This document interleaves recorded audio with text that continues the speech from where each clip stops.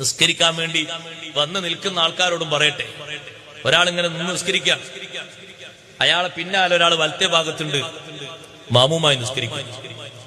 ഈ മാമൂമായി നിസ്കരിക്കുന്ന ഈ വലത്തെ ഭാഗത്തുള്ള ആളെ പിടിച്ച് വേക്കോട്ട് വലിച്ചിടരുത്. ഞാൻ എന്റെ കൂടെ പോയി ഡ്രൈവർമാരെ കൊണ്ടൊക്കെ വാക്കുകൾക്ക് മസല പഠിപ്പിക്കാൻ, അങ്ങനെ അല്ലാതെ പഠിപ്പിക്കാൻ കഴിയൂല. എത്ര വലിച്ചാലും പോകരുത്. നിസ്കാരം കഴിഞ്ഞിട്ട് അവർ ചോദിക്കും, നിങ്ങളെന്താ വലിച്ചിട്ട് വരാഞ്ഞു? ഞങ്ങൾ വലിക്കുമ്പോ ഒരാളാളാ ഞാൻ. അയാളെ പിടിച്ച് വേക്കോട്ട് വലിക്കല്ല വേണ്ടത്, ഇടത്തെ ഭാഗത്ത് വന്ന് നിന്ന് അയാൾ നിൽക്കുമ്പോൾ നിന്ന് തക്ബീർ കെട്ടും. ഒന്നുകിൽ അവിടെ തന്നെ നിൽക്കണം, അല്ല ബാക്കിൽ നിൽക്കാൻ സ്ഥല സൗകര്യം ഉണ്ടെങ്കിൽ ബാക്കോട്ട് രണ്ടുപേരും നീങ്ങണം. അങ്ങനെ വേണ്ട.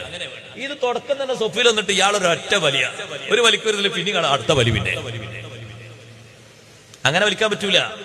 സൊഫിൽ ഒറ്റക്കാണെങ്കിൽ പോലും നോക്ക് നിങ്ങൾ, സൊഫിൽ ഒറ്റക്കാണ് ഒരാൾ നിൽക്കുന്നതെങ്കിൽ പോലും തക്ബീർ കെട്ടിയ ശേഷമാണ് ഒരൽപ്പം കാല് മുന്നോട്ട് വെച്ച് ഒരാളെ പതുക്കങ്ങനെ വലിക്കേണ്ടത്. തക്ബീർ കെട്ടുന്നതിന്റെ മുമ്പ് വലിയില്ല.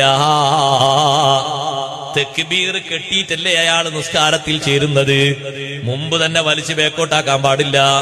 വലിച്ചിന് ബേക്കോട്ടിരുന്ന ആൾക്കാരെ വലിച്ചു ബേക്കോട്ടിരാൻ പാടാ. അപ്പോ എല്ലാരോടും എനിക്ക് പറയാനുള്ള എന്താണെന്നറിയോ, വലത്തെ ഭാഗത്ത് ഒന്ന് നിൽക്കുന്ന ആള് എത്ര വലിച്ചാലും ബേക്കോട്ടേക്ക് പോകരുത്. കുന്നു കുലുങ്ങിയാലും കുഞ്ഞാത്ത കുലുകുലാറെ അവിടെ നിൽക്കണം, ഒരേ നൃത്തം. മസാല പഠിപ്പിക്കണം. മറ്റേ അതന്നെ മാർഗം. വലിക്കുമ്പോഴേക്ക് ബേക്കോട്ട് എന്തിനാ? അവിടെ നിൽക്കണം, ഒരേ നൃത്തം നിൽക്കണം. അപ്പൊ നിസ്കാരം കഴിയുമ്പോ മറ്റാളിങ്ങനെ സൊഫിലുണ്ടാകും, കൊന്ത്രം പല്ലു പോലെ, ഒന്ന് ഇവിടെ ഒന്ന് അവിടെ ഉണ്ടാവും.